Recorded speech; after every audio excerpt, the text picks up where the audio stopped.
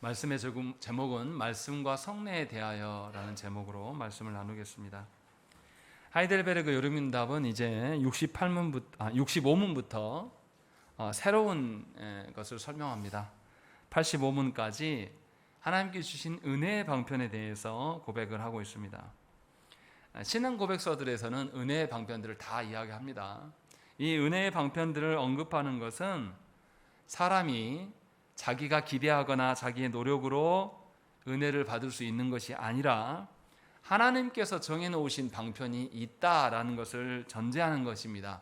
그래서 은혜를 여러분들이 은혜가 이런 걸 것이다 라고 추정하는 것은 은혜가 사실은 아니에요. 오전에도 그런 뉘앙스로 말씀을 드린 것처럼 분명하게 하나님께서 이미 은혜는 정해놓으셨어요. 그리고 그 정해놓은 것을 은혜라고 하기 때문에 하나님께서 정해놓으신 방편으로만 은혜를 받을 수 있다는 것입니다. 그런데도 우리는 자꾸만 하나님이 정해놓으신 것 외에 다른 방편에서 은혜를 찾아요. 그러다 보니까 무엇을 자행하게 되냐면 교회가 불법을 자행하면서도 은혜를 말하는 웃지 못할 해프닝이 조국교회 안에 지금 벌어지고 있는 것입니다. 그래서 성도는 하나님께서 주신 은혜의 방편들을 통해서만 하나님의 자녀로서 살아갈 수 있는 힘을 얻게 된다는 것입니다. 그래서 참 교회됨이 될수록 무엇보다도 하나님께서 정해놓으신 은혜의 방편에 대해서 존중하고 소중히 여겨야 되는 것이 너무 당연한 것입니다. 사람이 어떻게 만들어낸 그 고안해낸 수단을 통해서 하나님을 알 수 있다고 생각하는 것은 엄청난 교만이에요. 참 안타까운 것은 우리 시대의 교회들 가운데 무슨 일이 일어납니까? 본인이 천국에 갔다 왔다. 본인이 하늘의 글씨를 영서를 쓴다. 본인이 성경을 다시 쓰고 있다. 본인이 특별한 어떤 능력을 받았다. 이런 사람들이 한두 명이 아니에요. 제가 대전에서 사역할 때 그때 통계로 우리나라에 예수님이 24명 있었습니다. 근데 지금은 모르겠어요. 또 죽고 해가지고 뭐 최근에 어떤 목사님 말로는 30명 넘었다더라 뭐 이런 이야기가 있어요. 말도 안 되는 것을 우리가 듣고 있는 겁니다. 그런데 제가 대전에 사역할 때도 사역하는 교회 근방에 가까운 데가 본인이 현신한 예수다 라고 사진도 붙어 있어요. 이렇게. 근데 거기에 몇백 명이 모이더라고요. 그거 보면서 많이 충격을 받았습니다. 이게 웃자고 하는 소리가 아니라 진짜로 있구나. 그리고 저것을 믿는 자들이 있구나 라는 것을 보았어요.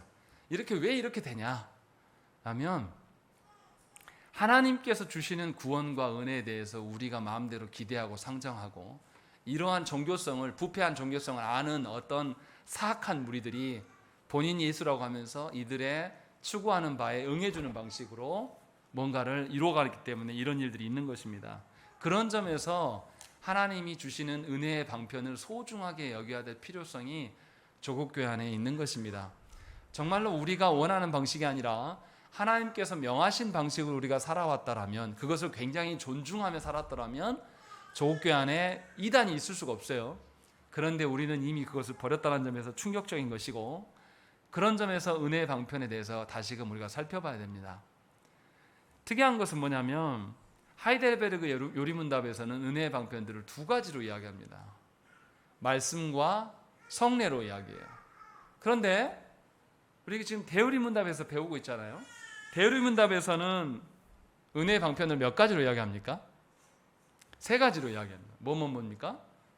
말씀과 성례와 기도. 뭔가 차이점이 있다는 것이죠. 하이델베르그 요리문답이 작성될 당시에 무슨 문제가 있었냐면 로마 교회와 개혁된 교회 가운데 계속 투쟁이 있었던 게 뭐냐면 성례에 대한 부분들입니다. 그래서 하이델베르그 요리문답은 성례에 많은 할애를 합니다. 그래서 두 가지를 강조해요. 그래서 그 시대상이 그러했기 때문에 하이델베르그가 독일 교회에서 쓰여진 것인데, 그래서 독일 교회는 그 시대상, 성도들이 헷갈려하는 것을 주력으로 쓰다 보니까 이러한 차이점이 있긴 합니다. 그런데 우리는 은혜의 방편을 세 가지로 다 인정하면 되는 것이죠. 여하튼 우리가 하이델베르그를 배워가고 있으니까 이것에 근거해서 오늘 이제 우리가 생각을 해봐야 된다는 것입니다. 우리가 이제 지난주에 배웠던 걸 한번 생각을 해보십시다. 의롭다 하는 근거가 어디에 있었습니까?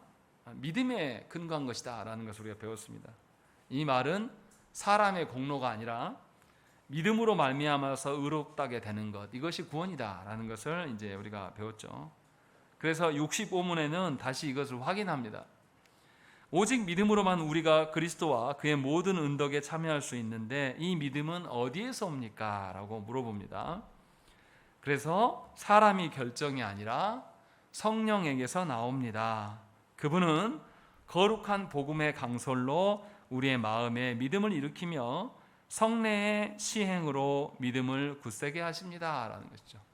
성령께서 행하심으로 말미암아 우리에게 믿음이 생기고, 믿음이 생긴 것으로 말미암아서 우리가 의롭다 함을 여김을 받는다고 이야기를 했어요. 그런데 성령께서 쓰시는 방법이 두 가지다. 복음의 강설, 강설이라는 것은 설교를 말한 겁니다. 복음의 설교와 또 성례의 시행으로 말미암다라고 이게 두 가지를 다 언급합니다. 근데 특이한 점은 뭐냐면 하이델베르그가 답을 작성하는 방식이에요. 성령님으로부터 우리의 믿음이 기인합니다라고 말하면 끝나면 되는데, 거기에 대놓고 바로 이어서 성령님은 말씀과 성례를 사용하십니다 이렇게 이어서 붙여서 설명하는 거예요. 왜 이렇게 붙여서 설명하냐면요, 성령께서 어떤 수단으로 행하신다라는 것을 안 알려주면 사람들이 그 다음부터 뭐 하겠습니까? 각자의 방편으로 성령이 임하셨다라고 말하기 시작해요. 한국교회가 이게 문제인 거죠. 말씀과 성례를 통하여서 하나님의 은혜가 주어진다라는 것을 안 가르쳐 놓으니까 한국교회 성도들 어떻게 합니까? 온갖 이상한 방법으로 기적이 일어나는 거, 뭔가 어떤 특별한 일이 생기는 거, 이것이 다 성령이 하셨다라고 이야기를 해요. 심지어 우리가 하는 방언도, 귀신이 장난질하는 방언도 있을 텐데 우리는 그것을 다 믿습니다. 무조건 이상한 소리 하면 다 인정해줘 버리는 그런 것들이 생겨난다는 거죠. 그래서 성령께서 우리 가운데 역사하시는데 성령을 우리가 인지할 수가 없어요. 그래서 뭔가 우리가 이해할 수 없는 특별한 사건이 있으면 다 몰아치기로 성령님이 하셨다라고 할 수 있기 때문에 개혁주의자들은 어떻게 했냐면 그렇게 해서는 안 되기 때문에 분명히 은혜의 방편을 정확하게 밝힌 겁니다.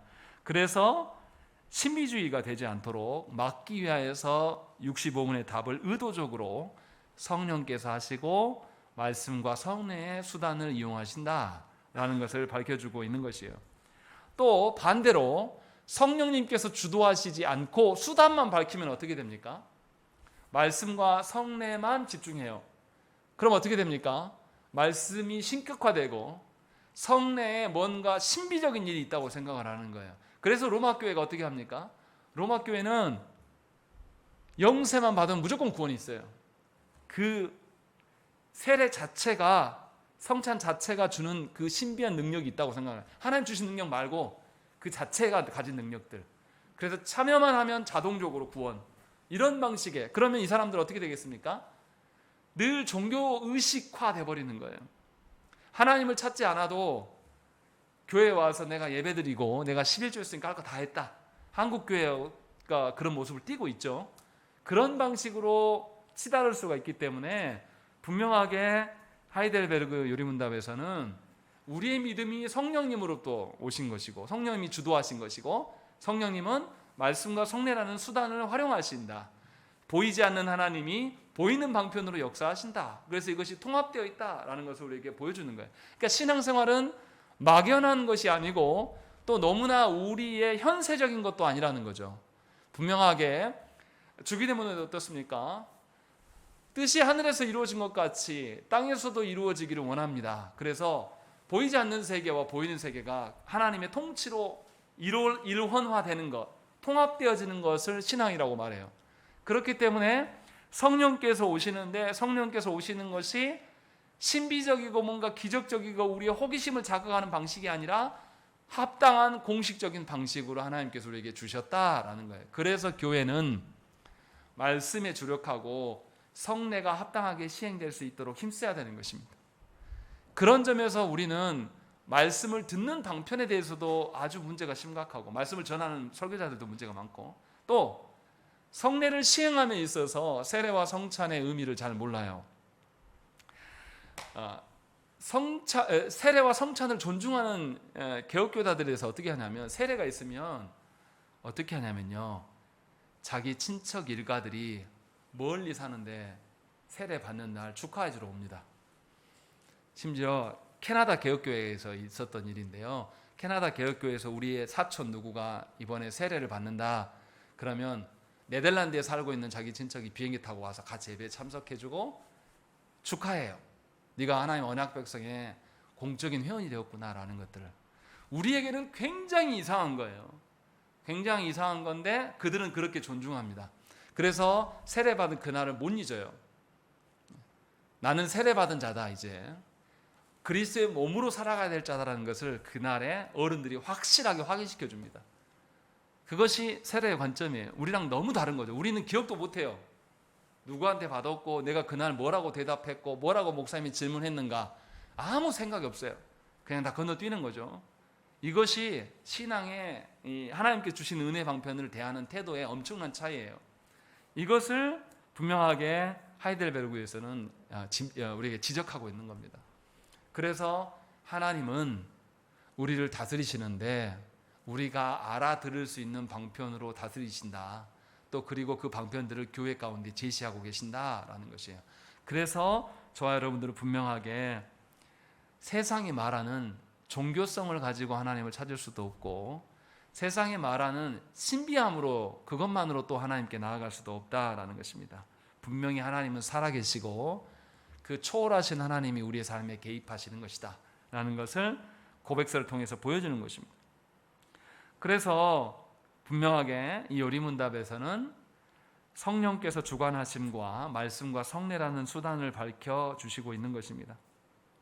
정리하면 성령께서 우리에게 믿음을 일으키시고 강화하시는데 우리가 알아차릴 수 있는 수단을 활용하신다는 것입니다. 그래서 분명하게 우리는 성령님을 떠나서 우리가 우리 마음대로 무엇인가 이룰 수 없음을 제어해 주시고, 또 우리가 발현한 어떤 것으로 하나님께 나아가지 못하도록 또 막아주십니다. 그리고 여전히 성령님을 의존하고 또 공적인 교회의 말씀 사역과 성례의 시행함으로 말미암아서 교회 안에 머물면서 안전하게 구원의 확신을 거기에서 찾을 수 있도록 하나님께서 배려하고 계신다는 것입니다. 그래서 우리는 분명하게 성경에서 밝힌 바대로 하나님의 일하심을 존중해야 되는 것입니다. 우리는 그만큼 어리석고 미련해요. 그래서 하나님께서 우리를 위하여서 그러한 것들을 제정하셨다라는 것을 분명히 알아야 됩니다. 그래서 에베소서 2장 8절에 뭐라고 되어 있냐면, 너희가 그 은혜를 인하여 믿음으로 말미암아 구원을 얻었나니 이것이 너희에게서 난 것이 아니요 하나님의 선물이다 라고 되어 있어요. 선물은 주는 사람 마음이에요. 그래서 주는 사람이 무엇을 주고자 하는 것에 관심을 갖는 것이 너무 당연해요. 그래서 우리가 선물을 받으면 어떻게 합니까? 그 앞에서 뜯어봐서 보는 거죠. 예의상. 선물에 관심 없는 사람이 던져놓겠죠. 그런데 그 사람의 정성과 힘씀을 보면 뭘 주셨는가, 그리고 이것을 또 어떻게 활용할 것인가 보는 게 이제 일반적인 우리의 태도인 것처럼, 분명하게 우리에게 믿음을 불러일으키시는 분은 우리가 아니라 성령님이시고, 그래서 우리는 성령님의 역사하시는 방편에 순종해야 되는 것입니다. 그것에 같이 동역해야 되는 것이죠. 그런데 이제 65문에서 특이하게 써놓은 게 있어요. 저는 이제 말씀과 성례다 이렇게 계속 말하는데 65문에는 말씀이 아니라 뭐라고 써져 있습니까? 말씀이 아니라 뭐라고 말하고 있습니까?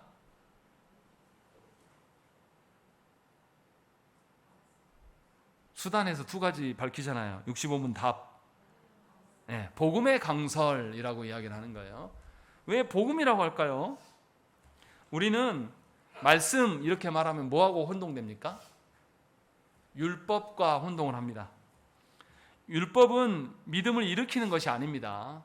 율법을 통해서 우리에게 유익이 무엇입니까? 하나님의 선한 기준을 제시해 주셔요. 하나님의 기준을 제시하고 나니까 우리의 실체가 보이는 거죠. 하나님의 기준에 우리가 부합합니까? 부합하지 못합니까?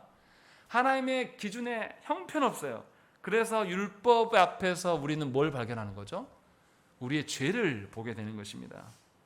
그래서 율법은 사람의 죄를 밝히 드러내주는 거예요. 그런데 65문에서는 율법의 말씀이라고 하지 않고 복음의 강설이다라고 말하는 것이죠. 이것은 뭐냐면 설교를 말하는 것이고, 우리에게 복음이 전달되는 일반적인 방법을 설교를 통해서다라는 것을 우리에게 알려주고 있습니다. 어떤 신비적으로 기도했는데 몇 장 말씀이 생각났다, 뭐 이런 방식 말고요. 분명하게 공적으로 하나님의 말씀이 선언되는 것. 그래서 로마서 10장 17절에 뭐라고 되어 있냐면, 믿음은 들음에서 나며 들음은 그리스도의 말씀으로 말미암았느니라 라고 이야기하는 겁니다. 그래서 분명하게 누군가가 복음을 우리에게 전달해주고 그것을 들음으로 말미암아서 성령께서 역사하신다라는 것을 이야기를 하는 거예요. 그래서 분명하게 성령께서 직접적으로 신비적으로 역사하시는 것이 아니라 말씀을 깨닫게 하심으로 말미암아서, 말씀이라는 그 수단, 설교를이라는 수단을 통해서 우리에게 믿음을 주신다라는 것을 이야기를 하고 있는 거예요. 그렇기 때문에 우리는 예수를 모르는 사람들에게 무엇을 전해야 되겠습니까? 복음을 전해야 돼요. 예수님이 무엇 때문에 이 땅에 오셨고 무엇을 하셨는가를 전달하는 것이지, 가서 우리 교회 참 좋아요, 점심밥도 맛있습니다, 우리 목사님 좋아요, 한번 와보세요, 이런 것은 전도가 아니에요. 복음을 제시한 것이 아니라 그냥 홍보한 거죠. 홍보라도 해야지 안 되면. 그런데 그렇게 하게 되면 문제가 뭐가 되냐면 그 영혼에게 복음을 준 적이 없게 되는 거예요. 그냥 홍보만 한 거죠. 근데 그게 아니고 복음을 줘야 돼요, 우리가. 그래서 저와 여러분들이 알아야 될 게 뭐냐면, 영혼의 변화는 반드시 복음으로 인한 거예요. 말씀으로 인한 거란 말이에요. 그래서 누구에게 뭘 전해야 됩니까? 삼위 하나님을 전달해야 돼요. 어떻게 전달합니까? 여러분들이 아는 하나님, 여러분들이 누리고 있는 하나님의 그 돌보심과 은혜, 이런 것들을 전달해 줘야 되는 것이 가장 중요한 거예요. 그리고 나머지 그 전달된 것이 그 영혼에게 깨달아지고 적용되고 역사하는 것은 성령께서 하실 것입니다. 그러나 우리가 해야 될 일은 이것을 끊임없이 계속 전달하는 거예요. 기회만 생기면 잘하려고 생각을 해보세요. 믿지 않는 남편에게 이 복음을 전하려고 아내가 애를 써요. 복음 한번 1분 메시지 한번 듣게 하려고 과도하게 잘해줘 보세요. 그럼 남편이 어떻게 하겠습니까? 귀찮아라서도 한번 들어줍니다. 그것이 중요하다는 거죠. 왜냐하면 성령께서 복음을 통해서 역사하신다라는 것을 분명하게 밝히고 있기 때문에. 그런 점에서 우리가 정말로 이 말씀을 존중하는가, 말씀이 곧 생명됨을 우리가 인정하고 있는가, 이런 점을 한번 살피셔야 한다는 것이죠. 그래서 분명하게 복음이, 율법을, 하나님의 아무것도 모르는 사람에게 율법을 막 제시하면 어떻게 하겠습니까? 괴로워요. 죄인인 것만 드러나는 것이고. 그런데 우리는 내 사랑하는 안 믿는 배우자한테 뭘 제시합니까? 복음을 제시합니까? 율법을 많이 제시합니까? 율법을 더 많이 제시하지 않습니까? 당신은 그래서 안 돼, 당신은 그래서 사탄이야. 그래서 율법이 아직 오지도 않았는데 율법의 역할을 본인이 해버려요. 그러면 하나님을 알 수가 없게 되는 것입니다. 분명하게 알아들으셔야 돼요. 우리가 하나님을 알지 못하는 자들에게 줘야 될 것은 하나님의 말씀이에요.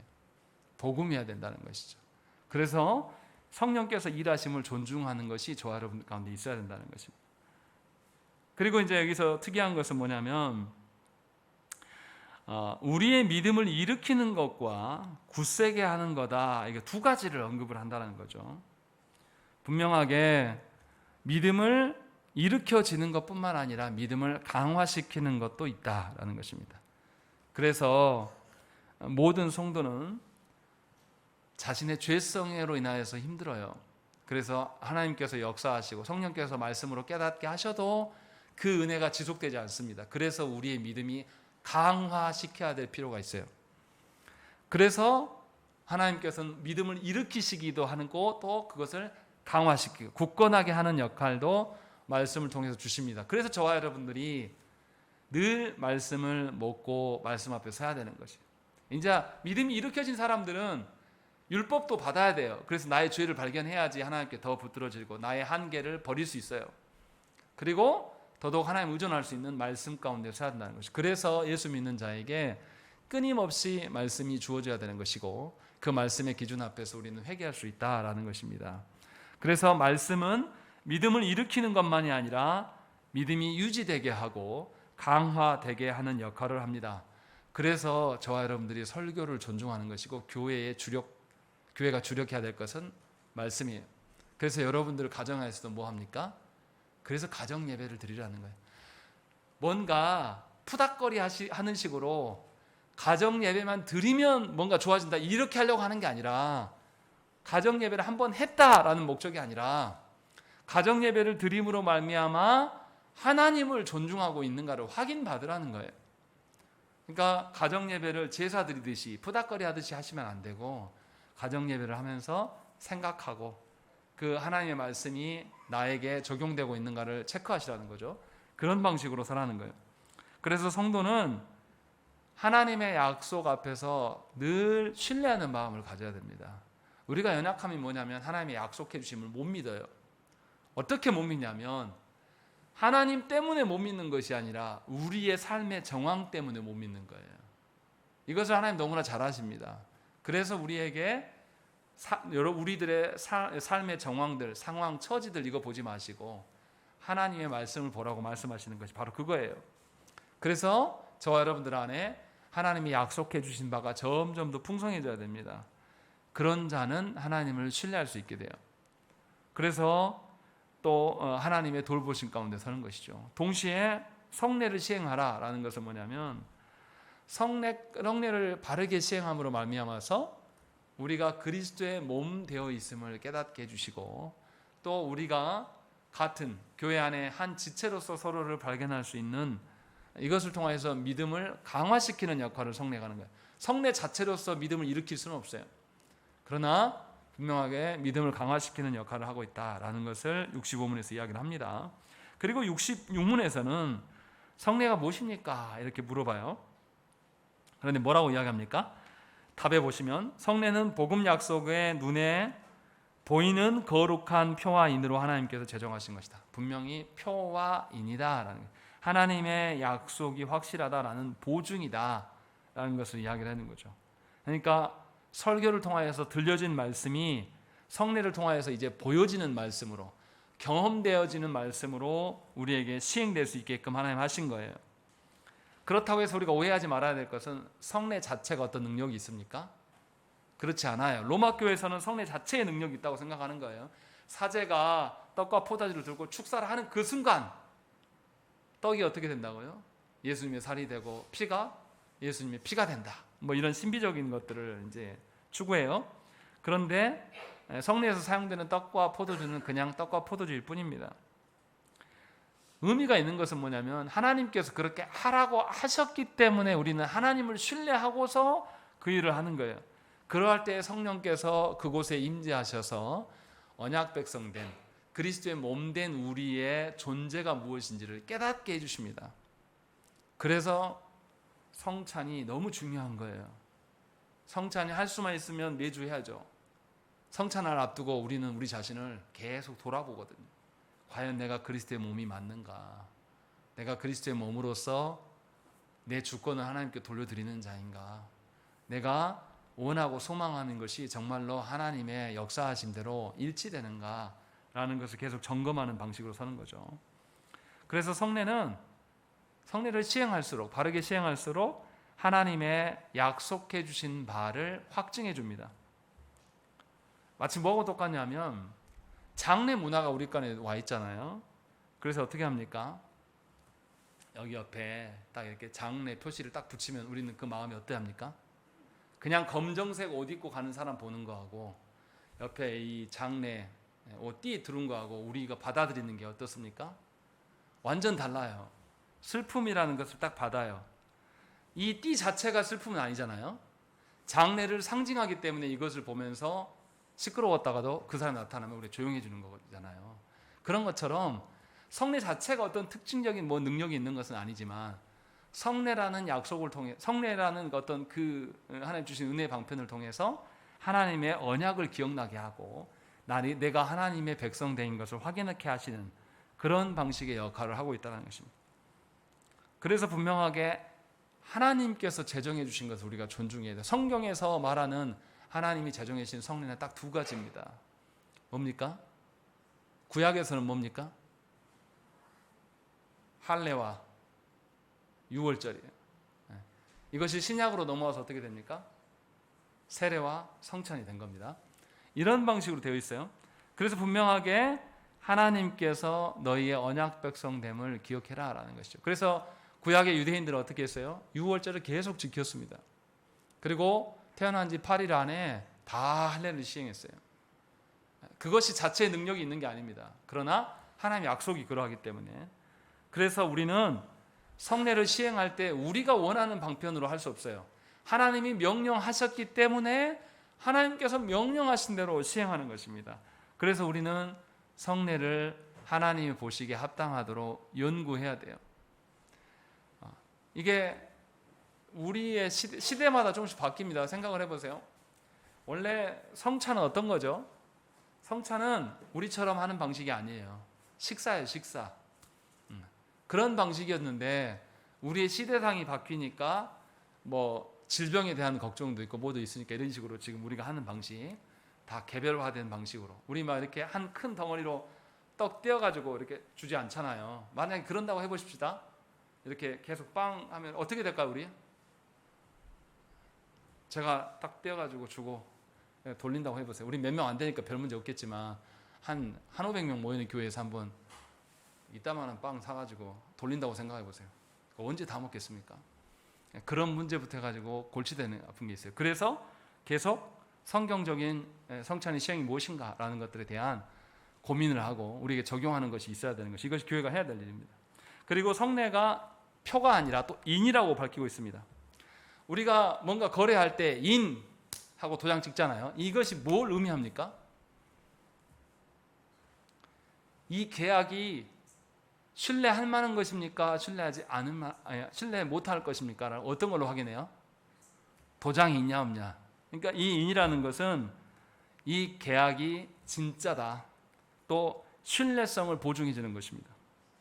그래서 성례는 말씀 속에서 이미 주셨던 그 하나님의 언약이 우리가 신뢰할 만한 것이다. 보증되는 것이다라는 것을 알려주는 거예요. 그러니까 말씀의 확증인 것이죠. 그래서 분명하게 하나님께서 주시는 거예요. 이렇게 주시는 것은 하나님의 약속이 불확실해서가 아니라 누구의 연약함이죠? 우리가 보지 못하고 우리가 알지 못하는 연약함 때문에 이러한 성례의 방편을 주신다는 것이죠. 그래서 우리는 성례를 통해서 복음의 약속을 확신하고 신뢰할 수 있게 돼서 더더욱 하나님 앞에 설 수 있는 그런 구조로 가는 거예요. 그러니까 성례는 누가 합당하게 할 수 있겠습니까? 누가 할 수 있겠어요? 성례는 믿음을 강화시키는 것일 뿐이라고 그랬잖아요. 믿음이 일으켜진 사람들. 누가 믿음이 일으켜집니까? 말씀으로 인하여서 믿음이 일으켜집니다. 다시 말하면 성례를 바르게 시행하려면 말씀이 바로 세워져야 돼요. 이해되시죠? 말씀을 통해서 하나님의 언약이 무엇인지를 알게 되고 이 언약이 신뢰할 만한 것이다 라고 보여주는 것이 바로 성례라는 것입니다. 그래서 분명하게 말씀과 성례는 같은 것을 이야기해요. 하나님의 복음의 언약들, 약속들을 우리에게 말씀하고 있습니다. 그래서 성례는 이미 우리 안에 역사하시는 하나님의 믿음이 더욱더 굳건해지는 것이고 말씀은 우리에게 믿음을 일으키게 하고 또한 우리의 믿음을 굳건하게 하는 그런 역할로 행하고 있다라는 것을 우리에게 말씀하고 있는 거예요. 그러니까 우리가 하나님 앞에서 합당하게 서는 우리가 하나님 앞에서 넘어지고 쓰러지고 하나님을 신뢰하지 못할 상황이 됐을 때 우리는 뭘 해야 됩니까? 말씀의 자리로 나가야 돼요. 또 성찬에 참여할 수 있도록 애를 써야 돼요. 또 세례 받았다라면 그 세례 받음이 나한테 적용되고 있는가 활용해야 돼요. 물론 하이델베르그 요리문답에서 말하지 않지만 대요리문답으로 돌아가면 또 뭐 해야 됩니까? 기도의 자리로 나가셔야 돼요. 그래서 우리가 할 수만 있으면 하나님의 다스림 가운데 설 수 있는 그런 의지를 가지셔야 한다. 다른 곳에서 찾으시면 안 돼요. 자꾸만 우리 스스로 뭔가 해결할 수 있다 생각하고 깊은 고뇌하고 뭔가 몸부림이 있으면 해결될 수 있을 것이라 생각하는 부분이 많아요. 그런데 그것이 무익한 것이다 라는 것을 저와 여러분들이 알아야 된다는 것이죠. 자, 67문 가시면 질문 한번 읽겠습니다. 시작.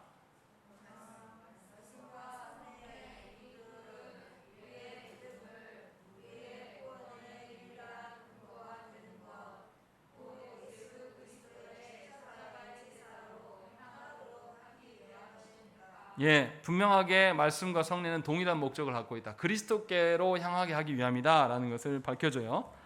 그런데 동일한 점만 있는 것이 아니라 차이점도 있습니다. 분명하게 우리가 앞에서 다 했지만 첫째, 말씀은 들려지는 것이지만 성례는 보여지고 경험되게 하는 것입니다. 이런 점에서 많은 차이가 있고, 두 번째, 말씀은 우리 안에 믿음을 일으키고 굳세게 하지만 성례는 믿음을 일으킬 수는 없고 강화시키는 역할만 감당한다. 세 번째, 말씀은 구원을 얻는 데는 필수적이에요. 근데 성례는 그렇지 않다라는 것이죠. 필수적인 것은 아닙니다. 그렇다고 해서 성례를 무시해서도 안 됩니다. 왜냐하면 예수께서 명하신 거예요. 예수께서 분명하게 우리에게 합당하게 시행할 것들을 이야기를 했고, 성도의 유익을 위해서는 필수적인 것임을 분명히 밝힙니다. 그리고 네 번째, 말씀은 약속의 내용을 해설하지만 성례는 약속을 통합하고 확증해 주는 역할을 한다는 점에서 약간 차이가 있습니다.